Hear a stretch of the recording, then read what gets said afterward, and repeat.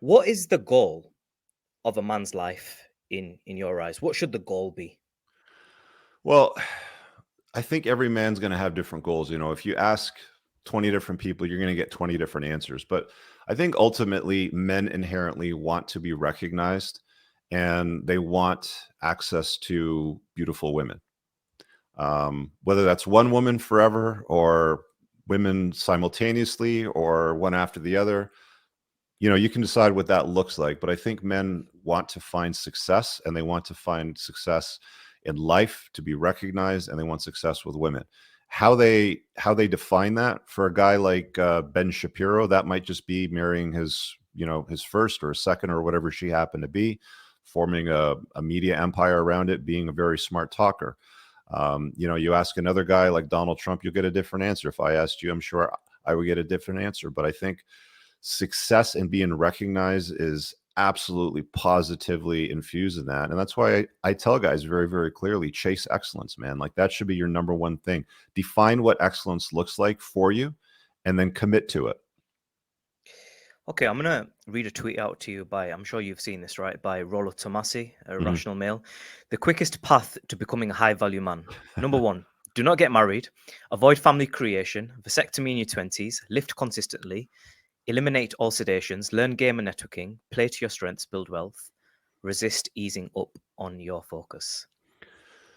And you want my feedback on that. So I would love your feedback on that, Rich. it's Yeah. it's it's clearly, in my opinion, written to infuriate and to ignite people that are on Twitter, and it worked quite clearly because everybody talked about it. I actually did a podcast about it the other night, touching on it. I know Rollo well; he wrote the intro to my book. The whole part about the vasectomy, like it's basically to retard proof the path to excellence, because guys today, they want a tell me what to do, they want a prescription, they want to give me ABCD so I can get to Z.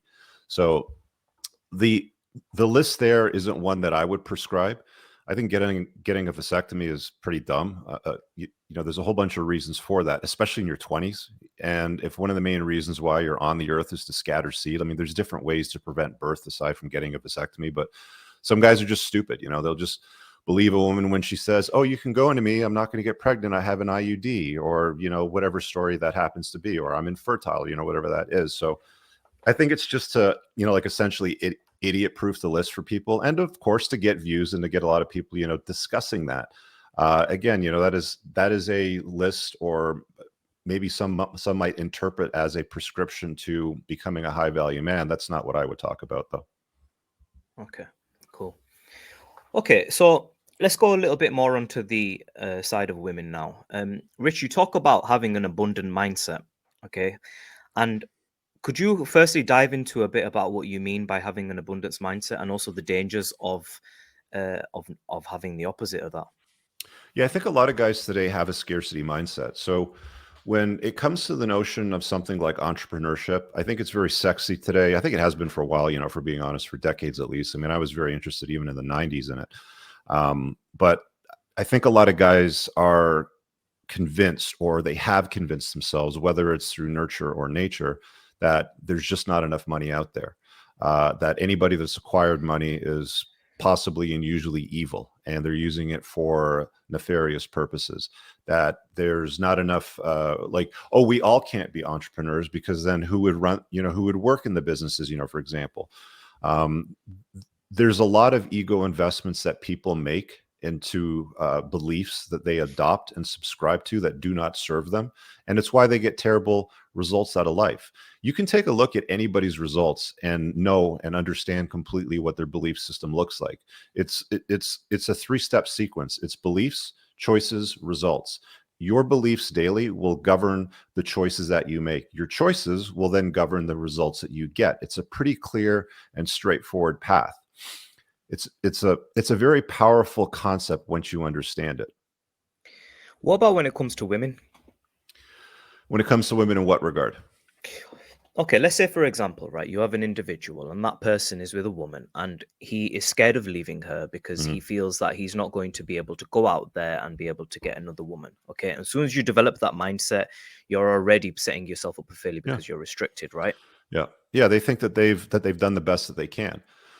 and nothing better can potentially exist. That's incredibly arrogant in my eyes. There's 8 billion people on the planet. Half of them are women. So there's roughly 4 billion women out there that you could potentially have an opportunity with that could be a much better fit. A lot of guys, they develop an unhealthy attachment to a woman. It's a concept that's known as one-itis, and a lot of guys get it. They get laser focused on that one girl, and it could be because they don't have the option to get other girls. It could be because religion or culture, convinced them of that she's the one. There's this notion of the soulmate myth that many men believe in. I think it's something that's been sold to us through Hollywood and media and Disney and stuff like that. All the films growing up were always like the prince and the princess and happily ever after. And, there's an adversary out there that they have to deal with, the whole, Joseph Campbell hero's journey, that story arc. So it really just boils down to ego investments. It's stories. People tell themselves stories all the time. Oh, I can't get girls because I'm not tall enough. I can't get girls because the color of my skin is wrong. I can't get girls because I don't have hair. I can't, fill in the blank with whatever it happens to be. If you believe it, then you're right. It's whatever you believe that is correct. Whether you believe in the wolf of darkness or the wolf of light, the one that you feed is the one that wins. I heard a story which I'm gonna tell you about, Rich. Right? Is that there was a person. He was an ex-army veteran. I think he had to exit the army early. I can't remember what the reason was, but anyway, he was a shorter guy, and he would go into bars and often get into fights with people, and he'd pick fights with people just to prove himself. And essentially what happened was, in the end, he picked a fight with the wrong guy, got hit with a right hand, dropped, head hit the floor, and he's dead. And that just goes to show you, them limiting self-beliefs, it actually, in that situation, it cost him his life. That's how serious it can get. But obviously that's an extreme story, but it's just the point I'm making is, when you prescribe to limiting self-beliefs and don't believe that you are the man, that you can achieve anything if you put your mind to it, you're going to hinder yourself in life, right? Absolutely. These limitations that you set on yourself are gates and barriers that you see are real. There's a story that this guy told me once. He was he was working in Africa for decades, and he was telling us that they would sometimes have baby elephants, whether they were orphaned or whatever happened, but they would have to raise them. And they would often just chain them with like a light dog chain when they were babies, to keep them from, maneuvering around and going off and causing havoc. And they would just stay put. But they could also use that exact same light dog chain, a very small one, when they were full-grown adults, because they believed that same chain would prevent them from leaving. All they would have to do is just move their leg a little bit, and the thing would completely shatter into a million pieces, because at a full-grown adult size, they've got that level of strength. So it's that limiting belief, it's that barrier, it's that fence that you put around yourself that is the reality that you live by. It's not what's out there, what happens to be real. It's the one that you set for yourself that is real. It's very interesting. Rich, I followed some of your work. I've listened to you for a while, and something that's been made abundantly clear to me, you tell me I'm wrong here, is that you are quite interested in the psychology of the mind, and you do look into historical facts and science quite a bit, and the biology and human history. Am I correct? Yeah, I find it interesting because theory is one thing, and then you've got studies and data and results and historical events that start to pile up, where you can start to draw reasonably safe and strong conclusions, where you can then make an overt statement that you feel comfortable with. I don't say anything that I don't truly subscribe in or believe and haven't checked in with either, right? So when I state something, as uncomfortable as some people might find it, that's fine. Maybe the discomfort that you're feeling is something that you need to look at. That's not my problem. Don't make your problems my problems. But that's how I view the world, right? Like, that's how I see these realities when I come across them. True. I agree with you. And I think just following your work, I've learned a lot personally. But okay, so one thing I wanna talk about here, and just like you to comment on the back of it, if you could, Rich, as well. We were talking about this abundance mindset, and having, when you're thinking about your partner or the woman that you're with, when you develop this so-called one-nightitis, as you put it, what you can start to do is you can develop one-nightitis for the wrong woman, And you can get yourself, and I find a lot of men do this, right? Is you make the mistake where you get with a woman, and when you're with that woman, she doesn't treat you right, or whether that's to your face or behind your back or whatever it may be, she's not right for you. And then because you've got this one-nightus and this fear that if I leave this person, I'm not going to be able to find anybody else who matches up. And that's what our human brain does, right? We develop these fear mechanisms, Mhm. and it's them fear mechanisms that stop us from exiting outside of. And it's the same thing that applies when somebody's working in a job. They may be fearful to leave that job, and you get absolutely encapsulated by this one relationship, and you get stuck in it, and you keep dragging it up until a point where you physically can't be in it anymore because something really bad happens. And you call it the train wreck, right? You call it, Rich. Yeah, it's a train wreck for a lot of guys. Yeah. So yeah, I just want you to comment a little bit about that. And obviously, I'm sure you've dealt with a lot of men who have been in these sort of train wrecks and stuck in them wrong relationships for too long. Yeah, it's amazing what men will put up with, isn't it? So they will look past a lot of different things. In my book, I've got 20 red flags in the Unplugged Alpha. And one of the reasons why I put that in the book is to help men identify common traits of problematic women. These are things that started to pop up over and over again because guys were looking for prescriptions on, well, is this a good woman or is this a bad woman? Is this a red flag sort of thing? And I started to compile this list of what I started to call red flags.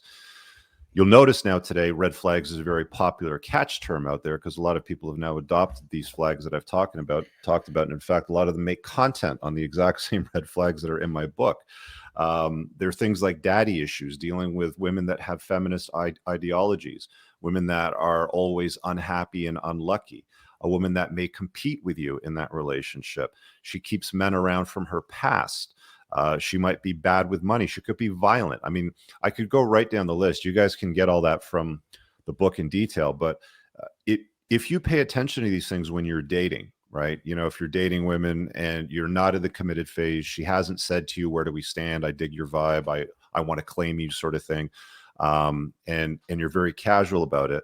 Then once you identify what red flags are and you see them in women, you'll never get yourself to the point where you've actually exposed yourself to danger or risk or even put your wealth on the line. Or if you have children with her, then have to deal with custody issues later on down the road, because simply paying attention to red flags solves most of those problems for the vast majority of men. Some people get upset about that and they say it's not as binary or it's just not as black and white as that. And I would argue it pretty much is. The ones that are saying that it's not that simple usually have the red flags that I'm talking about, or at least a few of them anyway. I think it's extremely difficult. I think finding a woman who has the green flags, has a minimal amount of red flags, is extremely difficult in today's day and age. Would you agree? I'd agree, because women are overly entitled today. They have a enhanced sense of self-worth because before social media, women would get validation from men that they were exposed to face in the schoolyard and maybe the workplace, if they were entering the workplace, through family events, through churches, social circles, stuff like that.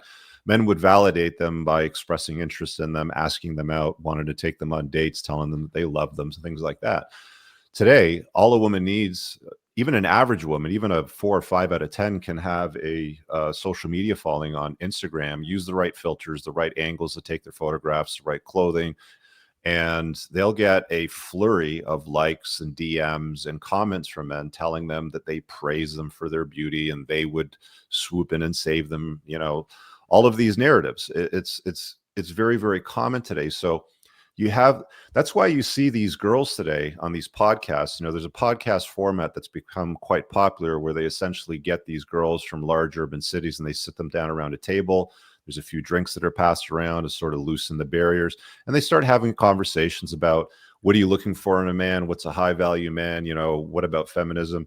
And you notice a common trend. They're essentially using these women to make an example out of them, to basically show guys, see, this is what women are made of today. But at the same time, you also see the level of like the overestimation that they have in their worth. Like a woman will say, well, I've slept with 50 guys, but I still believe that I am wife material and that a man should look past my past and the choices that I've made in the past and the 50 men that I've laid with and commit to me, put babies in me, provide a house for me, all of that sort of stuff. So we live in strange times. You know, we certainly don't live in our grandparents' times. It's been said that my granddad, for example, it was simple for him to find a woman that's 2 or 3 times as good as a woman today for half the work. You know, Rich, I'm gonna push back a little bit there because I disagree with you a bit. I think that, you know, I used to think that, you know, times and obviously, right, times have gotten a lot worse and things have gotten a bit more crazier now. But Mhm. I believe that our our thinking of, you know, in my granddad's day, that it was like this and women were like that. I don't actually believe that's the case. I think that if you went back to them times, you'd, you know, maybe it'd be a bit more subtle. Maybe it would be, you know, across the street, they'd be just looking and giving a little wave, maybe, Mhm. and then it develops in secret. But I believe that, and as I got older and I started speaking to, actually, I was speaking to my father about this, about my granddad and some of the issues that he faced, and some of them stories that I heard were unbelievable. I couldn't believe that my granddad actually faced some of these same issues that we're facing in the year 2023. It's insane. Well, women were still hypergamous back then. There's no doubt about that. They would always want the best that they can get. But the difference today is women have been sold this, this book of lies. Toxic feminism is what I would call it. You know, they're drunk on this Kool-Aid of a woman needs a man like a fish needs a bicycle, and men are incompetent. Men have been portrayed throughout media, culture, advertising, Hollywood for decades now of being bumbling fools. You turn on any television show or sitcom, even from the 80s or 90s, the men were always portrayed as morons and the women were portrayed as heroes. That is a stark difference from the Leave It to Beaver days, for example, which were the television shows that my parents and grandparents, sort of grew up on, even prior to that. So I mean, the truth of the matter is that women are women and men are men. But at the end of the day, women today are very, very different from the types of women that our parents dated. They have lower notch counts back then than what they do today. It's pretty common today, especially when women sort of lean into the toxic feminism narrative, and you can be as promiscuous as men can without consequence, sort of thing, and slut shaming, sort of. It still kind of exists, but it's not like it was back in the day, sort of thing. Women are very different today. I'm not taking away the fact that challenges exist in our parents' and grandparents' age. The fact of the matter is that the challenges today are very different, and I think they're harder for men today. It's a lot more difficult for men today to pair bond monogamously to one chick over a long period of time because women today are not wired that way anymore like they were decades ago. Okay, so Rich, tell me this, right? So let's say you've got a woman who's had a high notch count and she's been with multiple men, and she decides she wants to change and settle down, and she doesn't want to live that life anymore. What does she do? You can't take away the fact that that exists from her past. A smart woman would hide that from her past. She's not going to overtly, walk around with a t-shirt that says, "Hey guys, I've slept with 50 men and here's all their names," sort of thing. Um, that would be an incredibly stupid choice for a woman to make, to broadcast that information. Unfortunately, though, women do that kind of by osmosis by their digital footprint. I've talked about this in some videos before, but there's this trend now on social media. I mean, you'll see it on TikTok. There's a video that I've done on my YouTube channel the last couple of months where this mid 30-year-old woman, I think she was in Tulum at the time, and she's breaking down her date with a guy and why she's no longer seeing him. Basically, she's saying, I spent, 4 or 5 dates with him. We slept together, and then he kind of ghosted me and went away, and I don't know why. And men are children, but I'll find my true love, sort of thing. So the point here is that women do leave a digital footprint. It would be, or it should be encouraged that fathers and mothers have the conversation with their daughters. That is, your value is based on your beauty and your purity. It always has been. It's been that way throughout history. You can drink as much Kool-Aid on the toxic feminism lie as you want. It's simply not true. A high value, virtuous, successful man that knows what his worth is will every single day of the week choose a pure, clean woman over a woman that's been with a whole bunch of guys and partied through her 20s. Saying that I've gotten right with God and that I want you to look past me, past my past, is what beta males fall for. That's what the plugged in guys fall for. I mean, what's the dangers of that? Well, setting aside the fact that there's a higher probability that she'll be a single mom, there's a higher probability that she's had abortions, there's a higher probability that she's got mental disorders. These are all facts. They've been proven in studies. Once you set that aside, one of the biggest problems for guys is when they get involved into a marriage with a woman that's been with a lot of guys, the probabilities of her forming a healthy pair bond to him throughout the marriage and staying married to him happily is dramatically lower. There's lots of data published on this. I think the Teachman study would be the main one. You guys can look that up. If you enjoyed that clip, click this link over here. It will take you to the full podcast. And remember to subscribe to Be Real TV and follow us on YouTube, Twitter, and Instagram.